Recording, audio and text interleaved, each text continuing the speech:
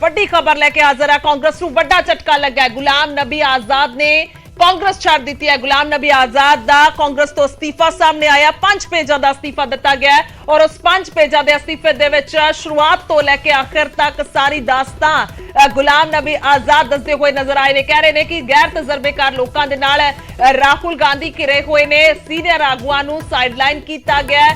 ਇਲਜ਼ਾਮ ਲਗਾਏ ਗਏ ਨੇ। ਕਹਿ ਲਈਏ ਕਿ ਜੋ ਦਿਲ ਦੇ ਵਿੱਚ ਵਲਵਲੇ ਸਨ, ਜੋ ਵਿਚਾਰਾਂ ਸਨ, ਜੋ ਲਗਾਤਾਰ ਪਨਪ ਰਹੀਆਂ ਸਨ, ਅੰਦਰ ਹੀ ਸਨ, ਪਰ ਅੱਜ ਉਹ ਪੇਜਾਂ ਦੇ ਜ਼ਰੀਏ, ਉਸ ਅਸਤੀਫੇ ਦੇ ਜ਼ਰੀਏ ਬਾਹਰ ਆ ਗਈਆਂ ਨੇ। ਇੱਕ ਵੱਡਾ ਝਟਕਾ ਕਾਂਗਰਸ ਨੂੰ ਲੱਗਾ। 50 ਸਾਲਾਂ ਦਾ ਕੰਮਕਾਰ, 50 ਸਾਲਾਂ ਦਾ ਅੱਧਾ ਕਹਿ ਸਕਦੇ ਆ, ਅੱਧੀ ਸਦੀ ਜੋ ਉਹਨਾਂ ਨੇ ਜ਼ਿਕਰ ਵੀ ਕੀਤਾ ਕਿ ਮੈਂ ਆਪਣੀ ਅੱਧੀ ਸਦੀ ਜ਼ਿੰਦਗੀ ਦੀ ਜਿਹੜੀ ਹੈ ਉਹ ਪਾਰਟੀ ਨੂੰ ਦੇ ਦਿੱਤੀ, ਪਰ ਉਸ ਤੋਂ ਬਾਅਦ ਅਸਤੀਫਾ ਜੋ ਅੱਜ ਮੈਂ ਦਿੱਤਾ ਸਾਰੇ ਅਹੁਦਿਆਂ ਤੋਂ ਦੱਸਦੇ ਕਿ ਉਹਨਾਂ ਦੇ ਵੱਲੋਂ ਅਸਤੀਫਾ ਦੇ ਦਿੱਤਾ ਗਿਆ। ਤਾਂ ਬਹੁਤ ਵੱਡਾ ਝਟਕਾ ਕਾਂਗਰਸ ਨੂੰ ਅਸੀਂ ਕਹਿ ਸਕਦੇ ਹਾਂ, ਕਿਉਂਕਿ ਵੱਡੇ ਸੀਨੀਅਰ ਆਗੂ ਵੱਖੋ ਵੱਖ ਅਹੁਦਿਆਂ ਤੇ ਤੈਨਾਤ ਰਹੇ। ਕੌਮੀ ਪੱਧਰ ਤੇ ਗੱਲ ਕੀਤੀ ਜਾਵੇ ਤਾਂ ਕਿਉਂਕਿ ਜਿਸ ਵੇਲੇ ਮਨਮੋਹਨ ਸਿੰਘ ਦੀ ਸਰਕਾਰ ਸੀ ਤਾਂ ਉਸ ਵੇਲੇ ਮਿਨਿਸਟਰ ਰਹੇ ਨੇ, ਤਾਂ ਹੋਰ ਵੱਖੋ ਵੱਖ ਅਹੁਦਿਆਂ ਤੇ ਰਹੇ ਨੇ ਗੁਲਾਮ ਨਬੀ ਆਜ਼ਾਦ, ਪਰ ਅੱਜ ਅਸਤੀਫਾ ਦੇ ਦਿੱਤਾ। ਇੱਕ ਵੱਡਾ ਝਟਕਾ ਪਾਰਟੀ ਨੂੰ ਲੱਗਾ ਹੈ, ਕਿਉਂਕਿ ਹੁਣ ਚੋਣ ਹੋਣੀ ਸੀ ਪ੍ਰਧਾਨ ਦੀ, ਤਾਂ ਇਸ ਦੇ ਵਿਚਕਾਰ ਉਸ ਤੋਂ ਪਹਿਲਾਂ ਇੱਕ ਖਬਰ ਆਉਂਦੀ ਹੈ। ਇਸ ਤੋਂ ਇਲਾਵਾ ਜੇਕਰ ਜ਼ਿਕਰ ਕੀਤਾ ਜਾਵੇ ਤਾਂ ਪਿਛਲੇ ਦਿਨਾਂ ਦੇ ਵਿੱਚ ਕਾਫੀ ਨਾਰਾਜ਼ ਚੱਲ ਰਹੇ ਸਨ। ਹੁਣ ਵੀ ਜ਼ਿਕਰ ਕੀਤਾ ਗਿਆ ਕਿ ਸੀਨੀਅਰ ਲੀਡਰਸ਼ਿਪ ਨੂੰ ਜਿਹੜਾ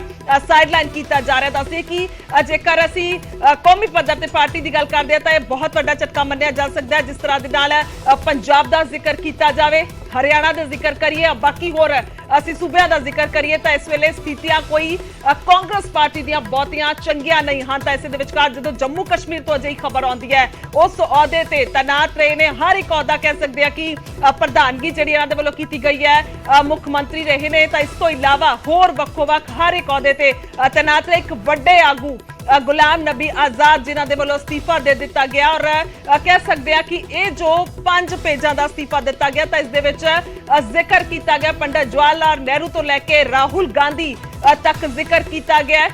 ਇਸ ਤੋਂ ਇਲਾਵਾ ਇੰਦਰਾ ਗਾਂਧੀ ਦਾ ਜ਼ਿਕਰ ਕੀਤਾ ਕਿ ਕਿੰਨੇ ਕਰੀਬੀ ਰਹੇ ਸਨ।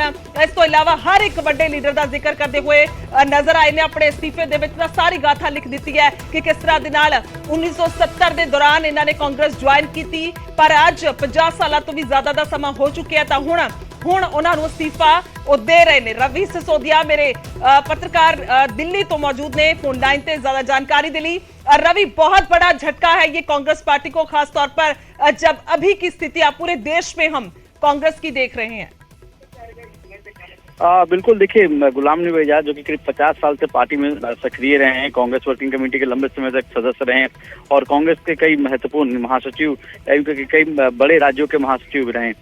जिससे इस्तीफा दिया गया है और जो एलिगेशन लगाए गए हैं सीधे तौर पर कहीं ना कहीं राहुल गांधी को जिम्मेवार ठहराया गया और कहा गया कि 2013 में जब राहुल गांधी को वाइस प्रेसिडेंट बनाया गया था उसके बाद से पार्टी की हालत लगातार खराब होती जा रही थी। पार्टी के अंदर जो सीनियर लीडर्स थे उनको लगातार साइडलाइन किया जा रहा था, उनकी बातें नहीं सुनी जा रही थी और एक कोटरी थी कांग्रेस में जो काम कर रही थी, जो किसी भी सीनियर लीडर को या जो एक्सपीरियंस लीडर थे उनको काम करने नहीं दे रही थी। तो एक सीधे तौर पर एलिगेशन जो लगाया गया है उस पर कहा जा रहा है कि कोटरी के तौर पर पार्टी के अंदर काम हो रहा था, सीनियर लीडर्स को साइडलाइन किया जाता है। उस बात से नाराज थे।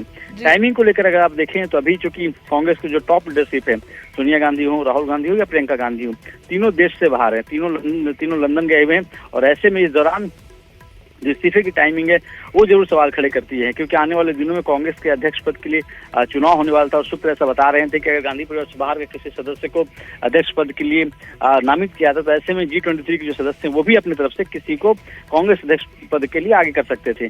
तो टाइमिंग भी सवाल खड़े करती है कि आखिर ये समय क्यों चुना जब कांग्रेस के जो टॉप लीडरशिप है बाहर चली गई थी। कुछ दिन पहले जब उन्होंने इस्तीफा दिया था उस बात से वो आहत थे कि जब जम्मू कश्मीर के लिए कमेटी बनाई जा रही थी तो उस कमेटी में उन्हें बिना उनसे कंसल्ट किए, बिना उनसे राय सलाह मशवरा किए उनको उस कमेटी का हिस्सा बनाया गया था। तो एक नाराजगी जरूर थी, वो काफी दिनों से चल रही थी।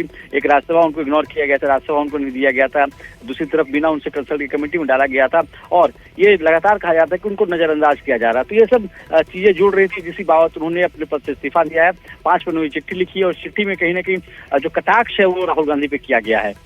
जी बिल्कुल रवि, इस बीच अगर हम कहें तो बहुत बड़ा झटका है, क्योंकि जिस तरह से आपने भी जिक्र किया तो अभी स्थितियां जो है वो काफी खराब पंजाब है, क्योंकि हम पंजाब का जिक्र करें तो यहां पर बहुत ज्यादा बड़ी तादाद है उन बड़े लीडरों की कांग्रेस के जो पिछले दिनों में इस्तीफा न सिर्फ उन्होंने कांग्रेस से दिया बल्कि वो बीजेपी में भी शामिल हुए। हम जिक्र करेंगे अगर कैप्टन अमरिंदर सिंह का जिक्र किया जाए, हालांकि वो स्थितियां कुछ और भी थी, सुनील जाखड़ का जिक्र करेंगे, इसके अलावा बहुत बड़े लीडर जो हैं वो इस्तीफा दे चुके हैं। तो बहुत बहुत शुक्रिया फिलहाल तमाम जानकारी के लिए, धन्यवाद।